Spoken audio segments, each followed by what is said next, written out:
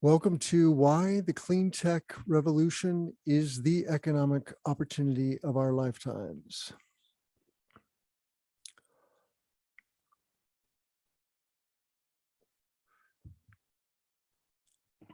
I will be giving a monthly webinar, so you can look for various flavors of this one. This is a general overview of what the challenges are and the opportunities are regarding decarbonizing the economy. And you can put questions in the chat or the Q&A, either way. A colleague of mine, Elvin Yuzagulu, is going to track those and make sure that we get to your questions or find a way to create a dialogue at a later date.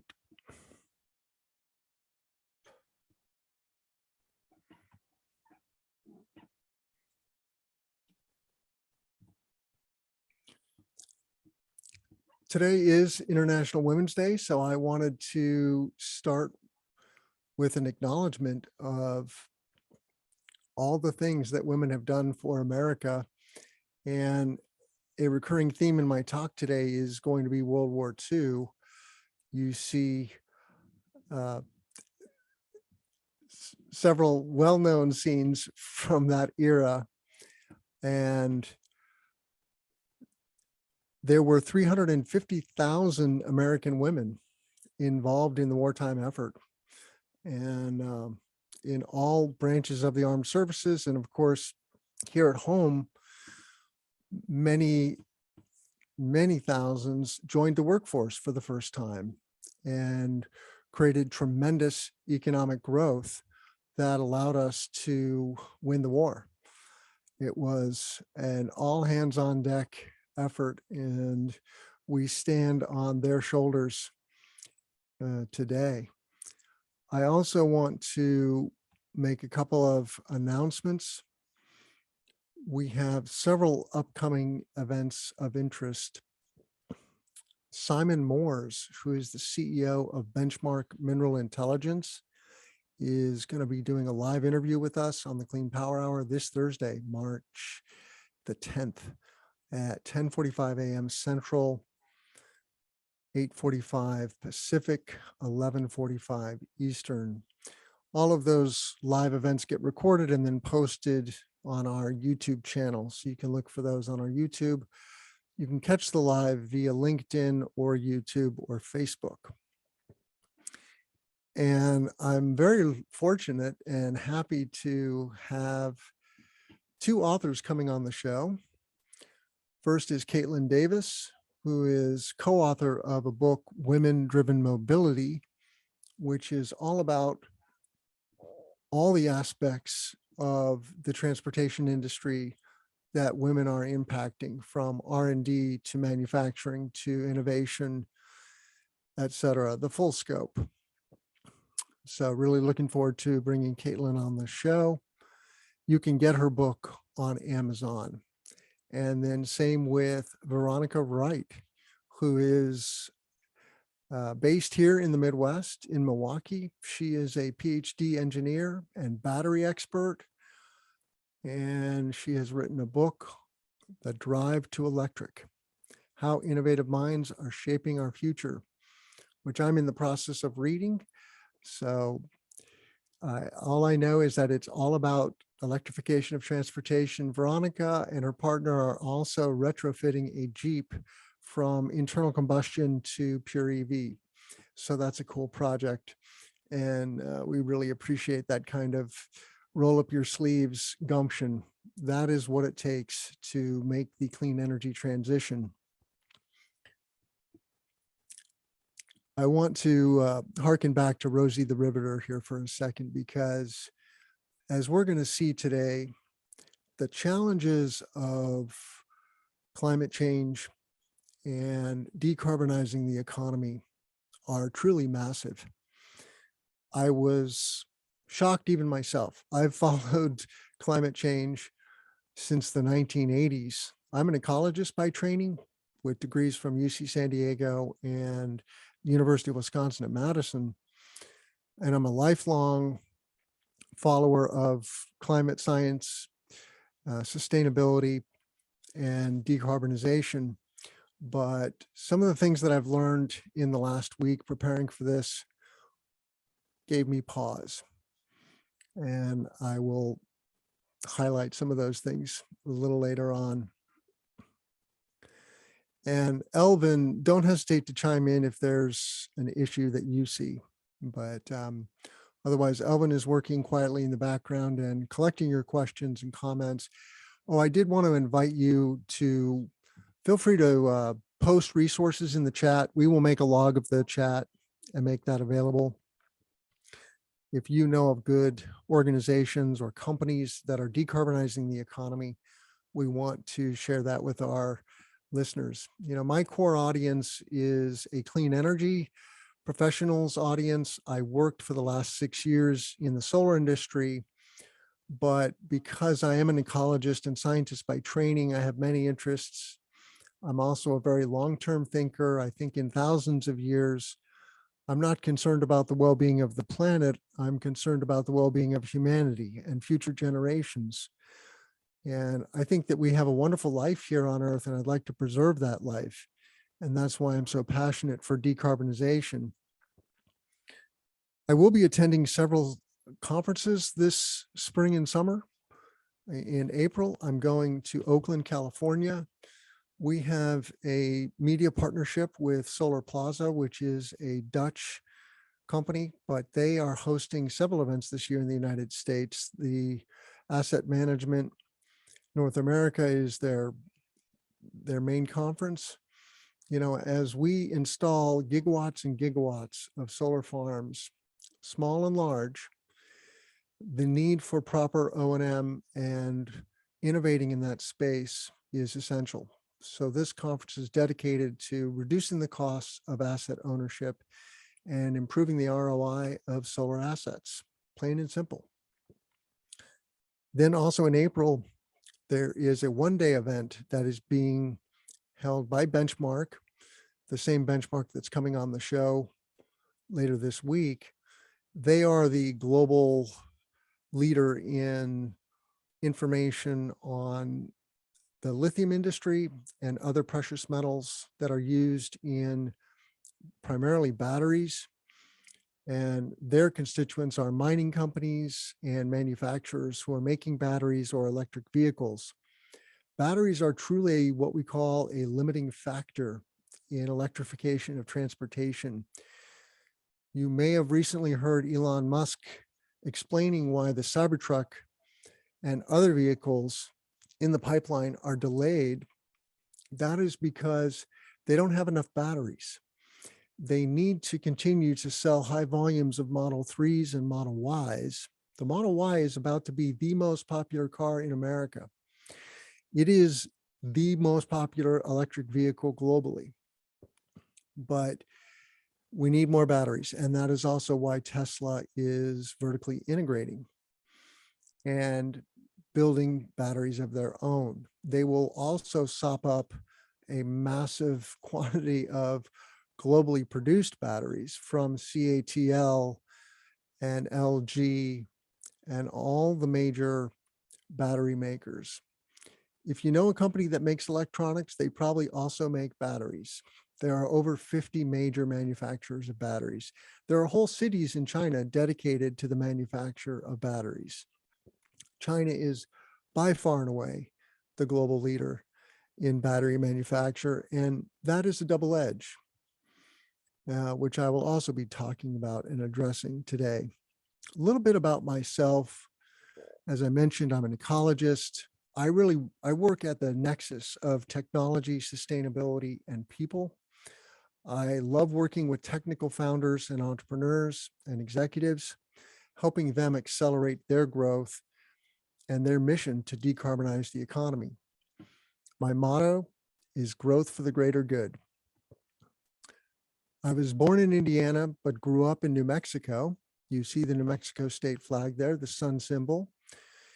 And New Mexico is nestled between Arizona and Texas, south of Colorado. It's extremely sunny. It is a high elevation state. There's mountains, lots of desert, but beautiful state. And I don't get back there often enough.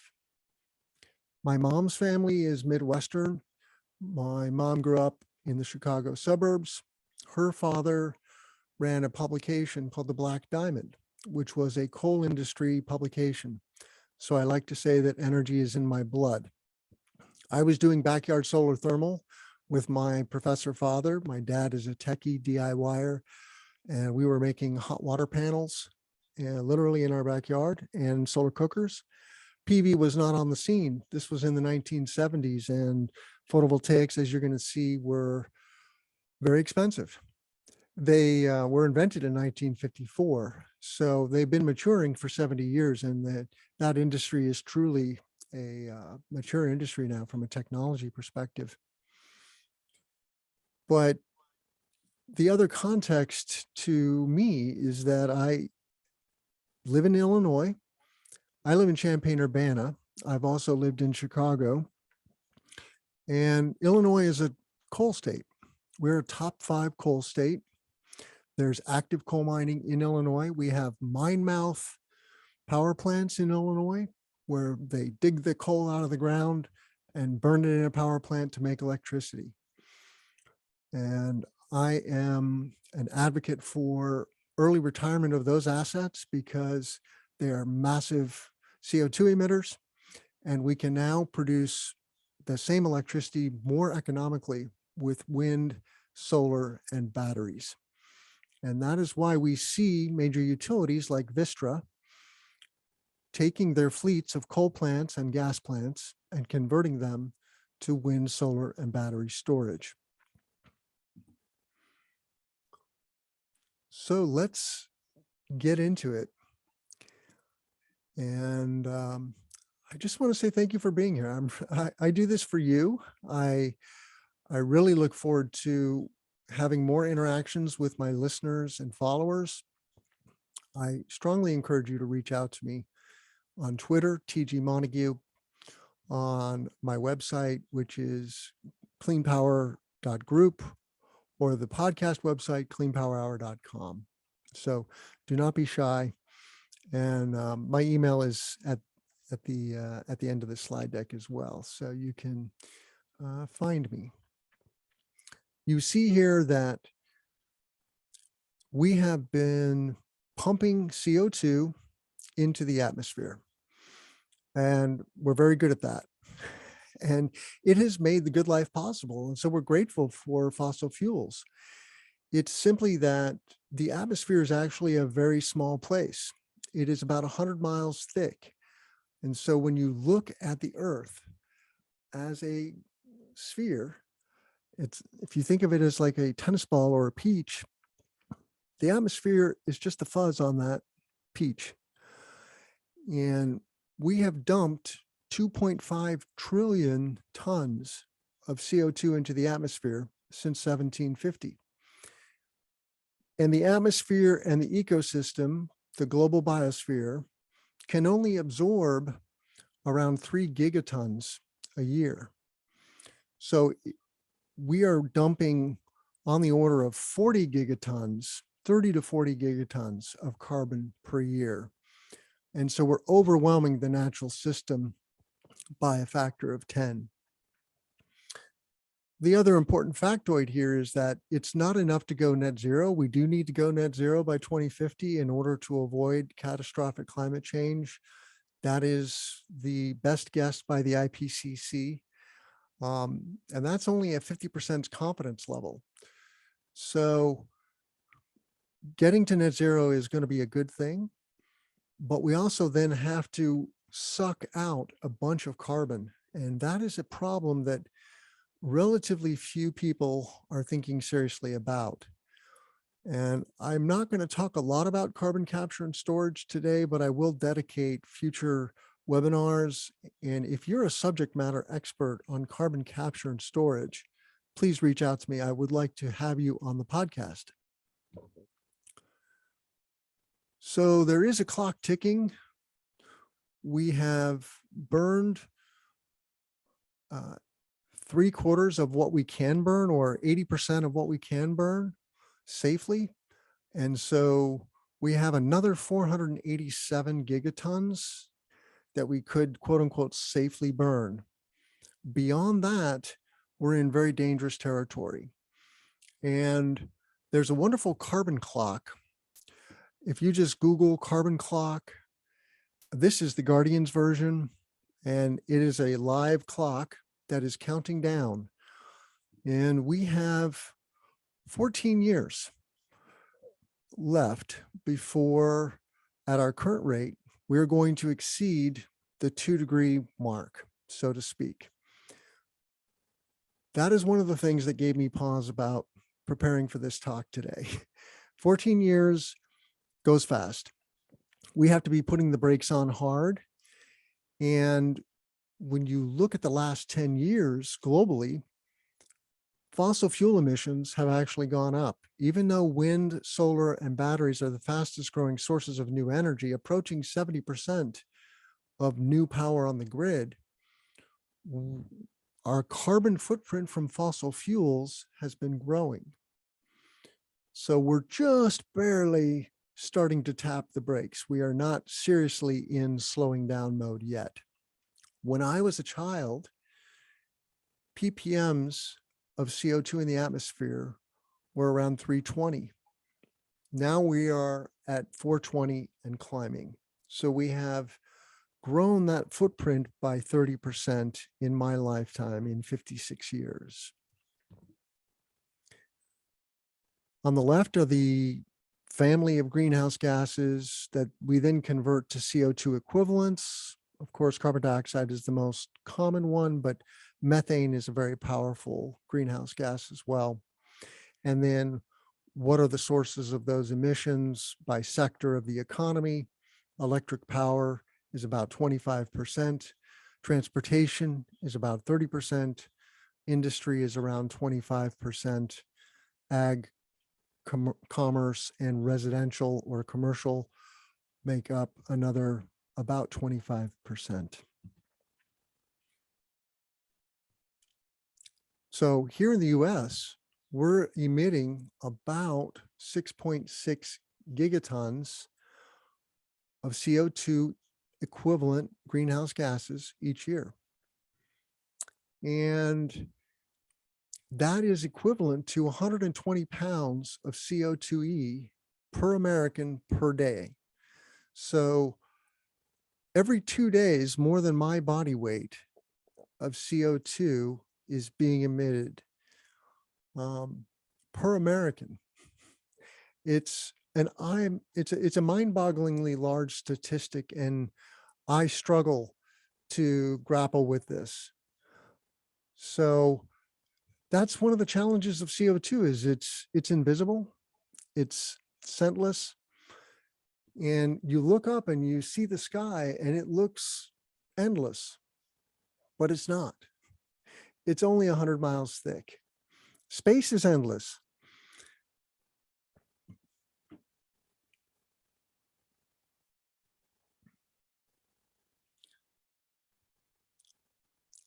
Elvin, I wonder if there are some questions that we might take at this point. Not really questions. We're getting a lot of great resource on what people are doing. Well, there was kind of one, in your opinion, what's the greatest risk of to the carbon offset markets? Say that again about carbon offset markets. Like, what's the greatest risk to the carbon offset markets, in your opinion? I think I need a little more information because I don't claim to understand the carbon offset markets. Is that a carbon tax, perhaps? Carbon incentives come in various flavors, and like we have gasoline taxes here in the US, that is a form of a carbon tax. At the end of the day, we have to stop putting carbon in the atmosphere. And if an incentive is helping to do that, it's a good thing. But we can't kid ourselves that we are going to efficiency our way out of this problem. we have to stop using fossil fuels. We have to literally stop digging them out of the ground and use wind, solar, and batteries as alternative sources to fuel all of civilization. The good news is that we have plenty of energy from wind, solar, and batteries. We have plenty of resources. There's 5 to 10,000 times more solar energy that hits the earth on an annual basis than we could possibly use.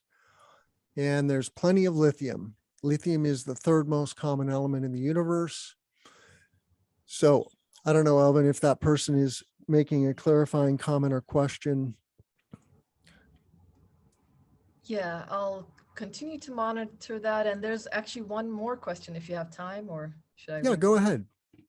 This is about solar water heating, saying, is it true that many other countries are doing great using it, but the US is kind of ignoring solar water heating, and why? Like, is it political, economic, or technological? Great question. I think we are about to see a resurgence of what I call solar thermal, making hot water from sunlight. As I mentioned early in the webinar, I grew up building solar thermal devices in my backyard. We have ample energy to make hot water from solar, but the solar thermal industry, which was very vibrant in the 70s, 80s, and 90s, took it on the chin when photovoltaics became economical. As we're going to see in a few slides here, the cost of PV has come down drastically. It's come down 90% in the last 10 years. And so there was a tipping point where you could just use that electricity from PV to make hot water more economically than you could install a solar thermal power plant on your home or building. There is some next gen solar thermal for the commercial space that I'm very excited about. They're using single axis trackers. I think the company is called Phoenix, I want to say, that I've rubbed shoulders with. There's a engineering firm in Canada called CEM Engineering, CEM. Matt was on my show. So look back on the podcast website, cleanpowerhour.com. And there's a link there to the YouTube channel as well. Matt Lensink, I believe is his name. He is the president of CEM Engineering. So if you want to find a real geek on solar thermal, Matt is your guy. This graphic, I had to put it sideways, but what it demonstrates is that we have exceeded the biosphere with all of our built stuff. The bottom bar there shows that we have created anthropogenically, man-made, human-made, 1,154 gigatons of stuff. Nature has made 1,120. That's all the biosphere in dry weight. So humanity is very large relative to the size of the biosphere now. And there are all kinds of interesting ways to measure this. If you look at the weight of livestock and fowl that we use for food, they exceed the weight of, for example, land mammals, I think now. So we have exceeded the carrying capacity of the earth. That's another way to look at this and think about this. Fossil fuels gave us a rocket ship to a modern lifestyle. They're very efficient and relatively easy to access. And they were way more energy dense than just wood. And so we use them. It's only natural. Humans gravitate to things that are easier, cheaper, more efficient, faster, etc., right? And it really did fuel civilization. But now we're in what's called overshoot, and we have exceeded the carrying capacity of the earth. And what happens when a population exceeds the carrying capacity is it comes down. And the question is, can we have a soft landing? That really is the fundamental question. And this slide kind of sums up some of those challenges. We're currently killing about 4 to 9 million people from air pollution from burning fossil fuels in power plants, in internal combustion engines, in thermal processes for heating and industrial processes. Pollution is very bad for our health. So when we make the transition away from fossil fuels, we will be greatly enhancing human health, and that will be a huge economic benefit as well. There's major security issues with having a fossil-rich society. You see just in the last 20 years how the United States has engaged in military activity around the world related to fossil fuels. We happen to be very rich in fossil fuels right here at home with Texas and New Mexico and many basins around the country with oil, natural gas, and coal. We have probably 100 years at least of fossil fuels, massive reserves. Unfortunately, if we don't leave them in the ground, we're going to destroy the good life that we have. And I may be gone, but my children and my children's children will be here. And that's who I work for. And then, of course, on climate, we're going to transition to a clean economy. Faster is better. And so we're talking about job creation and then reducing the massive risks of climate change, including mass migration from food system disruption and sea level rise, and then this growing drumbeat that we see even here in the United States of droughts, fires, and floods. The flip side of that coin is there's a massive economic opportunity. Forbes estimates that there's $100 trillion economic opportunity globally in the energy transition, in the clean energy transition. And I know firsthand as a solar professional how lucrative the solar industry is. It's a wonderful industry. There's lots of construction work. I worked for 2 different construction companies designing solar plants for commercial industrial facilities, small utility scale facilities for community solar, doing extensive work with facility owners and solar developers. It's a very vibrant ecosystem. We have about 250,000 people in the solar industry in the United States today. And if we just invest about $500 billion a year, we can completely clean the grid and create tons of jobs. Some estimates are 43 million jobs globally. I think that came from an organization called IRENA, the International Renewable Energy Association.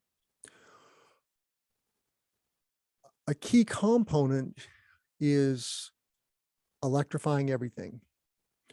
So we already have an electric grid. It happens to run largely on fossil fuels. We need to transition the grid to solar, wind, and batteries. This is happening. We need to electrify transportation and phase out internal combustion engine cars. This has started. And while in the US, we only have about 1% to 2% EV sales, in parts of Europe, 80+% of new cars are now pure EVs. So that transition is now taking off. I've got some slides about this. This is going to greatly enhance health, of course, when we electrify everything. But it also means lots of retrofitting of infrastructure, using heat pumps for HVAC. So we can heat a building that was formerly heated with natural gas using an electric heat pump. That means we will initially use more electricity, but in the long run, we're going to use a lot less energy because thermal processes are way less efficient. So when you run an ICE engine car, you're only getting about 24% of the energy from that gasoline to move the car. In a battery electric vehicle or a BEV, that's something like 70, 75%. So it's 3 times more efficient than an internal combustion engine car. We have to have a sense of urgency. And this is not easy. It wasn't easy to get the United States to join World War II. We had isolationist tendencies, but we saw that the threat of Hitler and the Nazis was so great that if we didn't intervene, it was quite likely that all of Europe was going to fall to Hitler.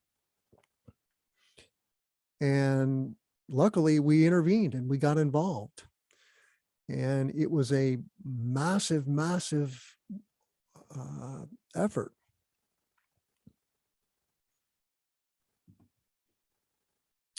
There are some very interesting phenomenon in our modern economy that have to do with the maturation of technology and making processes more efficient. This is a graph from the Institute for Local Self-Reliance. And the green line is GDP, and the blue line is energy intensity. So energy intensity declined from 1980 to 2011 drastically, while our GDP grew by 230%. And so there is some intrinsic hope with our modern economy that these cost adoption curves that you're going to see really can have dramatic impacts. Refrigeration is an example the ILSR gives. Starting in the 70s on the left-hand side and then running through to 2014, you see the energy consumption, kWh per year, of a refrigerator. The size of the refrigerator is the blue line, and the size of our refrigerators has increased slightly over time, but the energy consumption has gone down and the price has come down. And so this is a great example of the evolution of technology and the price adoption curve.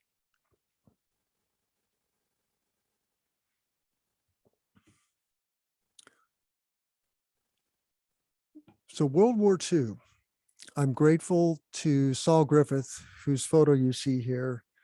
He is the author of a book called Electrify, and he is the co-leader of an organization called Rewiring America. Their website is rewiringamerica.org, I believe. They did a massive study of the energy economy of the United States with a grant from DARPA-E. And what they discovered is that we can absolutely decarbonize the economy with existing technologies. That's the key here, is that we don't need some space age far out in the future tech that we have yet to invent. Of course, we're going to continue to evolve technology and make it more efficient, but we have all the tech we need.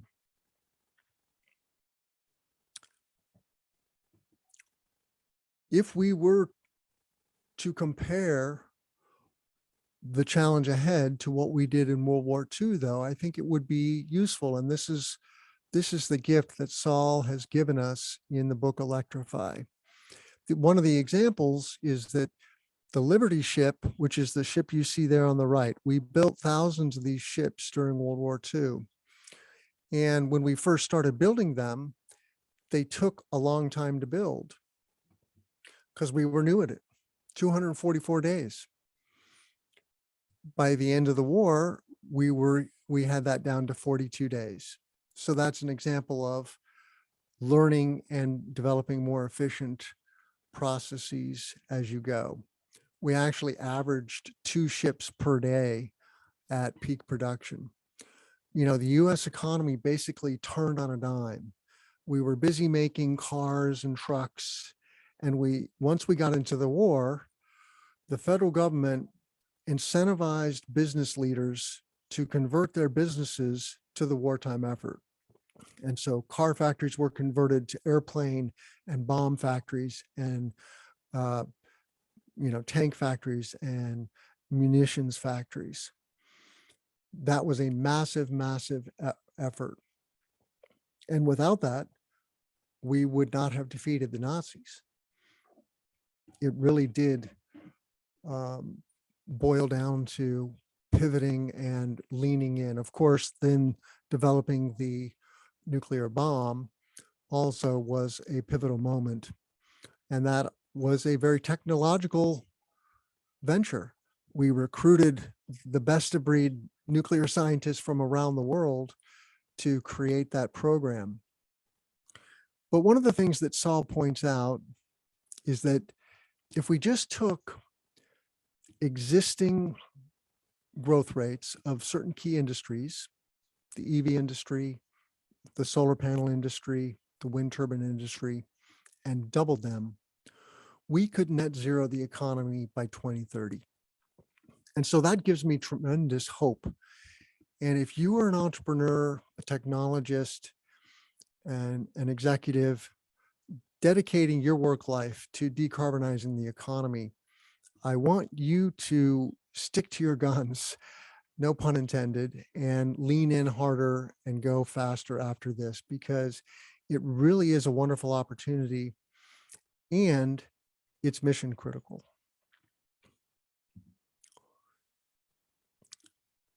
You see here, there are different scenarios for the speed at which we decarbonize. The orange line on the right is what he calls the invisible hand, the free market. And that is not going to be fast enough to prevent catastrophic climate change. And then on the far left, you have early retirement, and then 100% and 100 replacement at end of life, meaning when a fossil fueled device, whether it's a power plant, a car, a truck,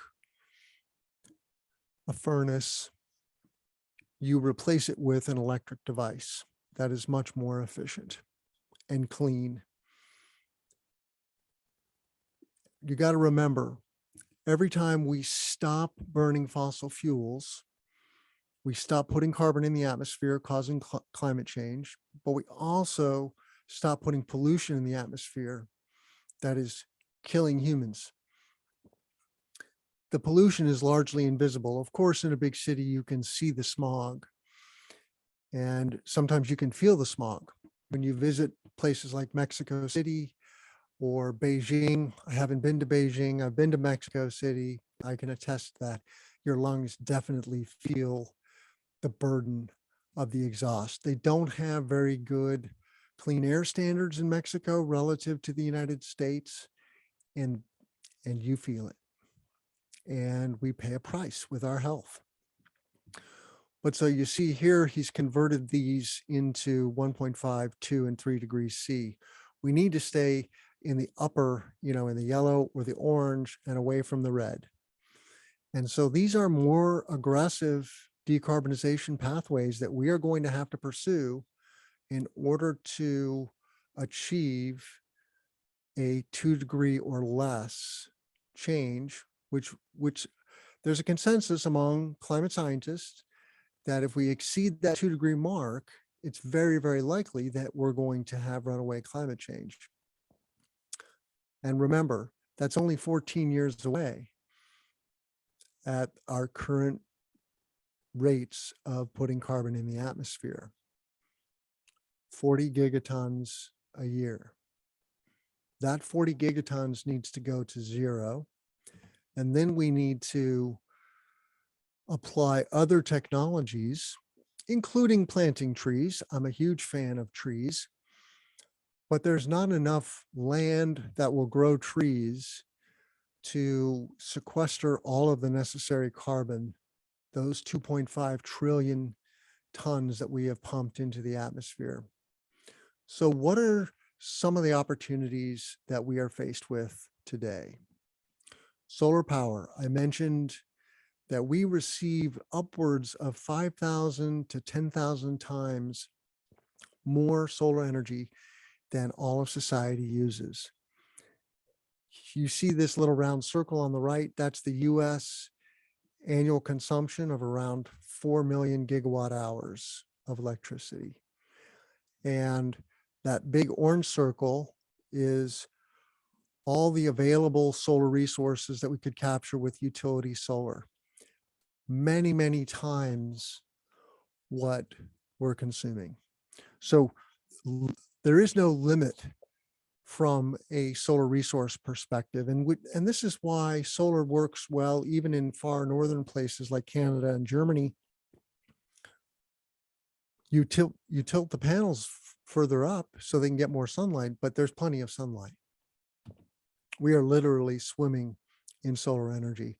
So if you concentrated 100% solar panel to generate all of our electricity, it would take up about 100-mile by 100-mile square cube, or just a corner of New Mexico.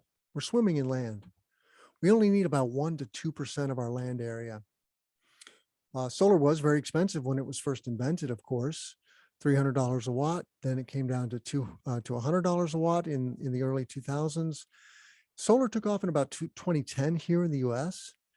It took off a little earlier in Germany and Japan, and then China. And China is now the big dog, but we are a big dog in the solar industry globally. We're installing around 20 gigawatts of solar a year. But you see here, we reached 33 cents in 2019. It's come up a little bit since COVID and all the supply chain issues, but there's been a tremendous decline in the cost of solar. And that's what you see here, to sub $1 a watt.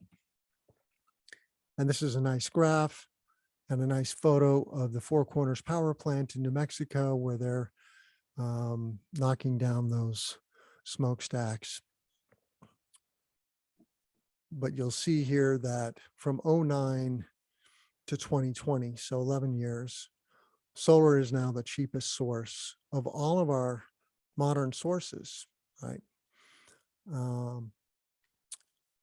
That's solar, gas, solar thermal, meaning concentrated solar, onshore wind, nuclear, coal, gas combined plants, and geothermal. The reason we're not building nuclear power plants, for example, there is one power plant under construction in Georgia right now, is because of the economics.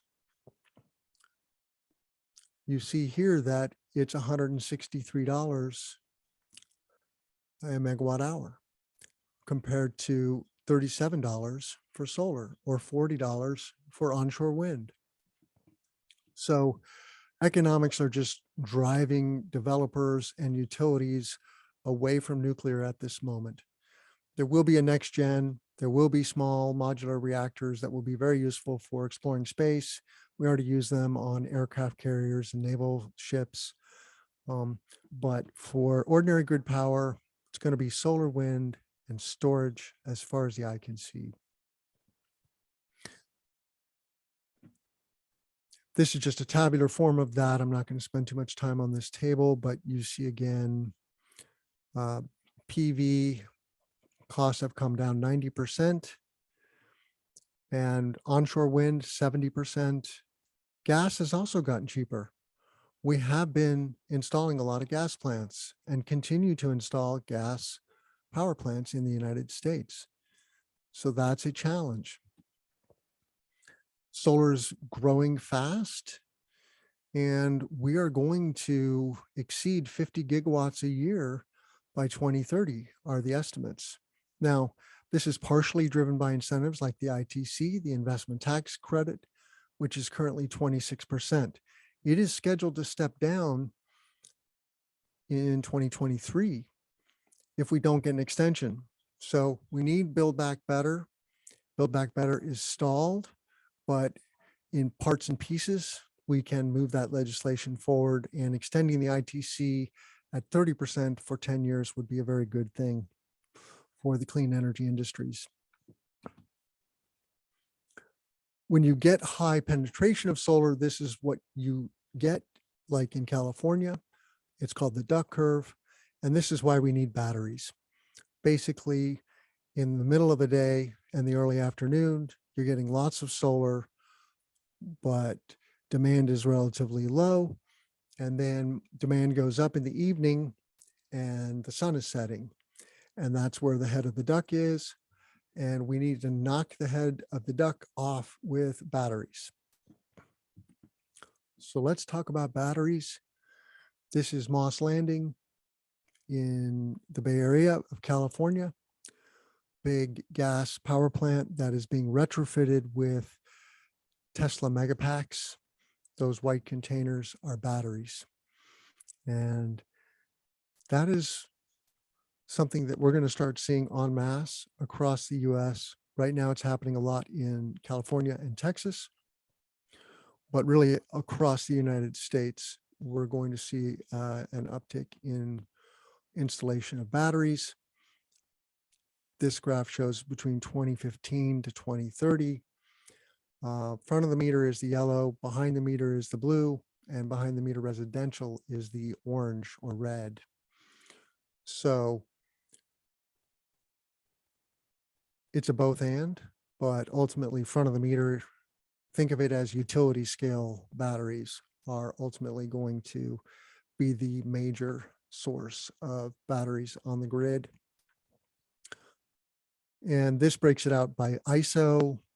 These are the super grid operators. We have the California ISO. We have ERCOT, which is the Texas ISO. We have MISO, which is the Midwest ISO here in Illinois and big swath of the Midwest. PJM is in Pennsylvania, New Jersey, and Maryland. There's New York ISO, ISO Northeast, et cetera. But you see the steady march of today here in 2022, we're around 4 gigawatts.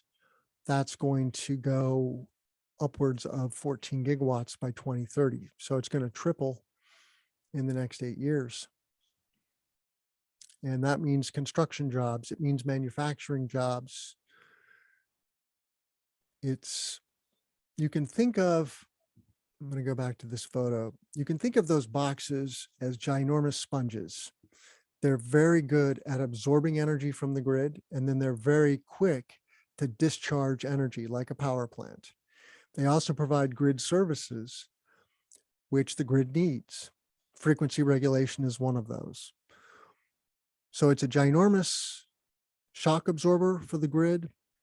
It's a power plant, but it's also a sponge that can absorb extra solar energy or wind energy when demand is low, but the sun is high or the wind is high. So batteries are very useful devices. Electrification of transportation is exciting. I owned a Model Y Tesla for 9 months, and it really was otherworldly. It was a wonderful ride. It was like driving a spaceship. I got 300 miles of range. It was a little expensive, but I thought it was worth it. I tow a trailer now for camping, and I decided at this point in our infrastructure, I'm going to ditch the EV and go back to an ICE engine car. Unfortunately, I do have a deposit on a Rivian truck, a Ford Lightning F-150, and a Cybertruck. I will buy whoever will sell me the truck first. And I did make my Cybertruck order the first week that they launched the Cybertruck a couple years ago now. But I'm not holding my breath. And Rivian recently announced delays, more delays. They were, originally saying, oh, I would get it in 2022. Well, now it's like Q3 2023. Beautiful truck made here in Illinois, in Bloomington Normal, Illinois.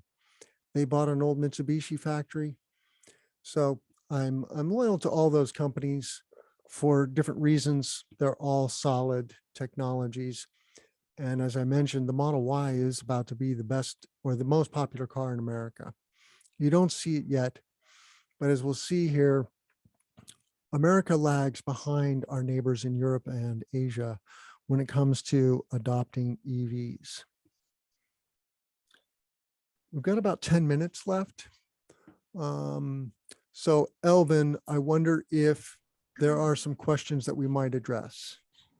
Yes, we have, I think like 3 or 4 questions. One's a quick clarification.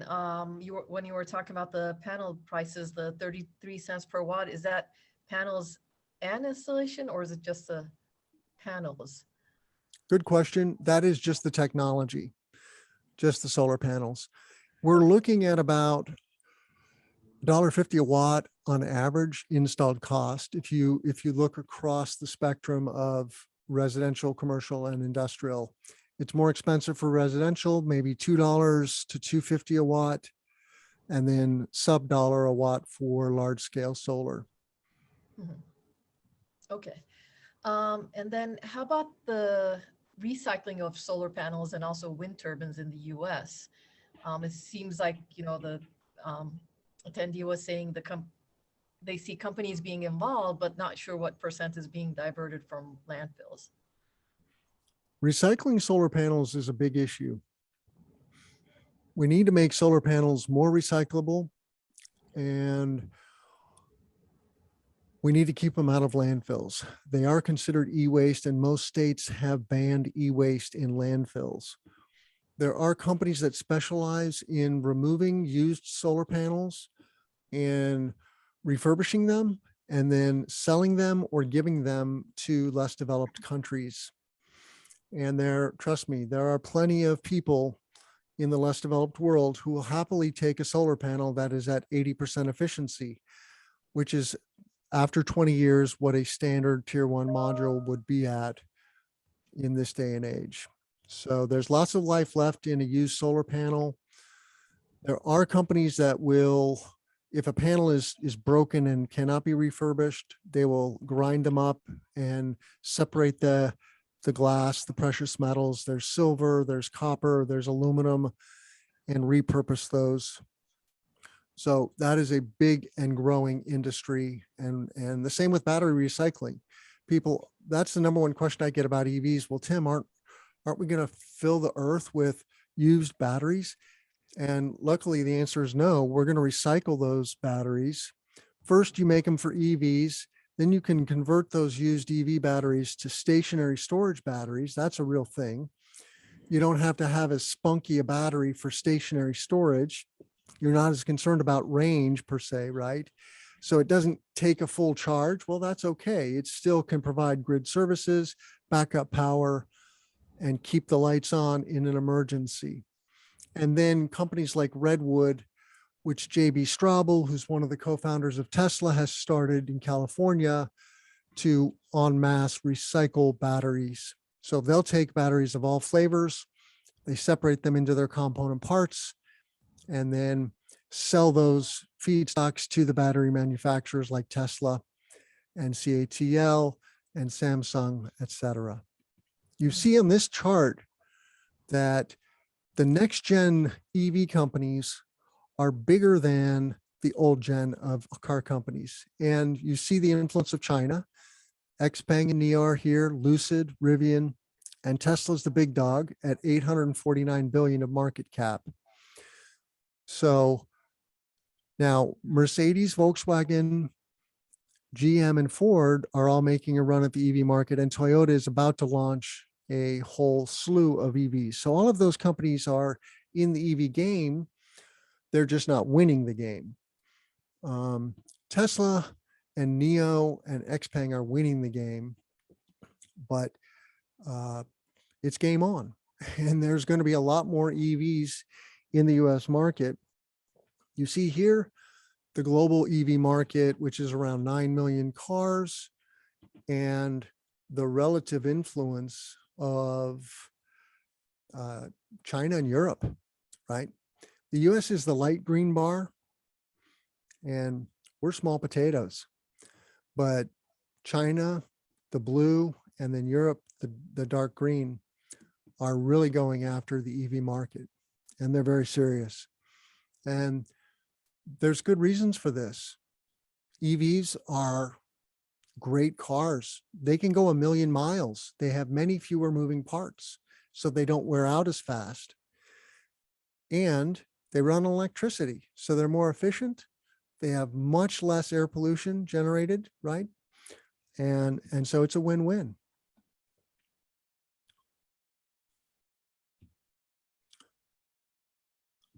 I'm going to skip these. This was one interesting chart in Electrify about how quickly we ramped the manufacturing volume. You see here this second bar, it more than doubled in a period of a few years during World War II.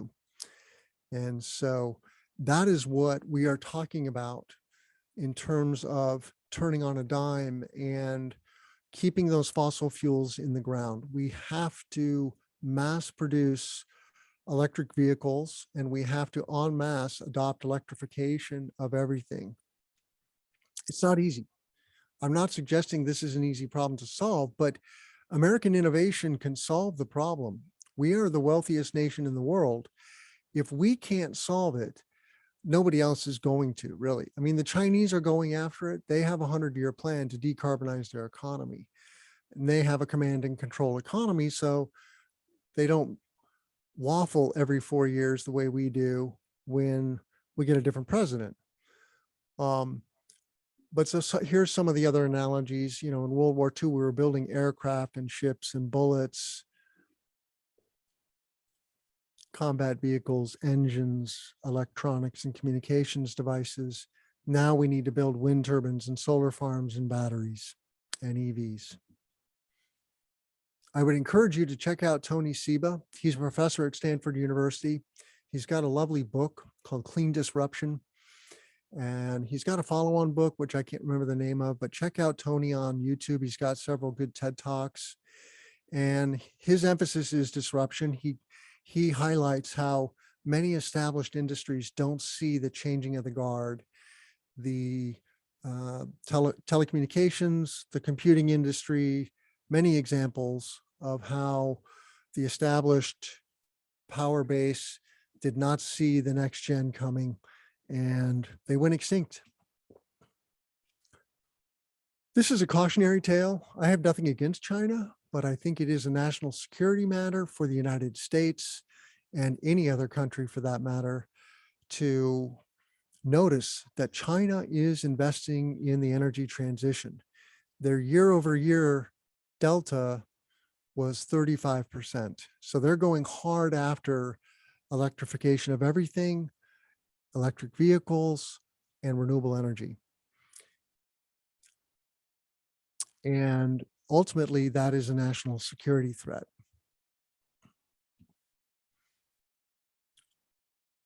And this graph on the right just kind of puts that in perspective. You know, they're more than double our investment. And yeah, their population is bigger, but their economy is not a similar size. So we should absolutely up our game and remain competitive. And it takes a combination of good government and entrepreneurship. It's that combination. And that's how we won the war, right? Through very good scientific R&D and brilliant manufacturing and passionate entrepreneurship, but also that social glue and that team effort to say, we are going to beat the Germans. This is a very interesting slide just because you see the delta change from 2020 in the investment in certain technologies like electrification of transportation. Huge uptick here. Electrification of sustainable materials. I think this is a very large catch-all, but obviously a very big uptick. And some of that's probably related to battery technology, but of course renewables as well. And then hydrogen, 33%. I will be giving future webinars on the hydrogen economy. I've already had a couple of guests on the podcast. I welcome more subject matter experts on emerging technologies related to the energy transition. So reach out to me, TG Montague on Twitter or TG Montague on Gmail. Another cautionary tale here with precious metals related to so many things used in renewable energy and electrification of transportation. And you see the sources on the left and then the processing countries on the right. So Chile, Indonesia, Congo, China, Australia. Australia is the largest lithium supplier, but China is doing the most processing and by far the most manufacturing of all these. And China is leading in all those categories. We're just about done for today. Unfortunately, I have a hard stop, and this is battery manufacturing by country. China is more than 10x what the US is. So we need to be grateful for Elon Musk and everything that he's doing to ramp up battery manufacturing onshore here in the United States. I would encourage you to schedule a time with me if you're an entrepreneur who is decarbonizing the economy, especially a technical entrepreneur. I love working with technical teams, engineers, material scientists, software developers who are mission driven. I exclusively work with mission driven entrepreneurs who are decarbonizing the economy. And my specialty is helping you create breakthrough growth. I do that through what I call the Clean Power Market Expansion Method, which is a structured but flexible consulting approach. I also do executive coaching one-on-one, and I do executive mastermind groups. I facilitate mastermind groups for Cleantech executives. So reach out to me. You can find me at cleanpower.group or TG Montague on Twitter. But if you go to cleanpower.group and then click on the book me or the services tabs, you'll find a way to book a meeting with me, and I would love to hear from you. I have time for one or two questions, Elvin, and then I'm going to have to run. But and Elvin's info is here. I'm really grateful for your presence in my life, Elvin. You've been wonderful today. What are there any other last questions? Quick ones, I guess. One that came earlier on, what are your thoughts on solar and wind versus geothermal? Like geothermal is a base load, but it might be more expensive up front. Yeah, geothermal is very viable technology, excuse me. It is geology dependent. You have to have the right circumstances below ground to make those wells work. But there are companies that are going after residential and commercial geothermal. There are incentives in some places.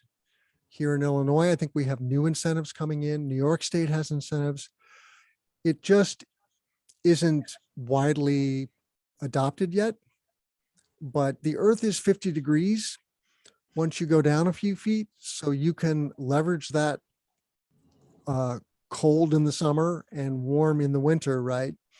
And make your HVAC system run more efficiently. You can get about a 10% boost on an electric, heat pump based system from the geothermal. So geothermal is absolutely a thing. It's just a question of how does it pencil relative to solar photovoltaics, because at the end of the day, you need electricity to run the systems, and it might be cheaper to make that electricity from solar or wind or batteries. Mm-hmm. Also, there was a question on your thoughts on the Tesla solar shingles. Like, do you see them gaining prominence and maybe alleviate some of the recycling issues? Well, the Tesla solar roof is a premium product. It's great for new construction. It is widely available now. It's in its fourth or fifth iteration. It's becoming better. It has been plagued by some challenges. The roofing tile industry in general, that's what the solar roof is. It's a glass solar tile, is growing very slowly. We call this building integrated also. So eventually all new construction will have building integrated photovoltaics. All roofs will be solar. Will it be 5 years or 50 years is the question. So right now, those roofing tiles are expensive. You could, for half the price, probably install traditional crystalline panels on top of your shingle roof or whatever the roofing material is. So it's just a question of economics. You do get a winning aesthetic experience with the roofing top, with the solar roof, and that's one of the drivers. Mhm. Um, There was one more question. It was in the middle of things, so I don't know if it referred to anything you were specifically mentioning, but it says, can you comment on investment fund managers who share your views? I don't really have a comment there. I have some guests coming on who are finance experts, and I am curious to get more finance experts on the show, on the Clean Power Hour. It's a mystery to me why we are not investing more in green infrastructure right now with our big financial institutions. And so I would encourage you, whoever asked that question, to reach out to me on email. I do have to go. I have a hard stop. So I'm going to say thank you so much for being here, everybody. I'm Tim Montague. Let's grow solar and storage, and I hope to see you next time. Take care, everybody. Thank you.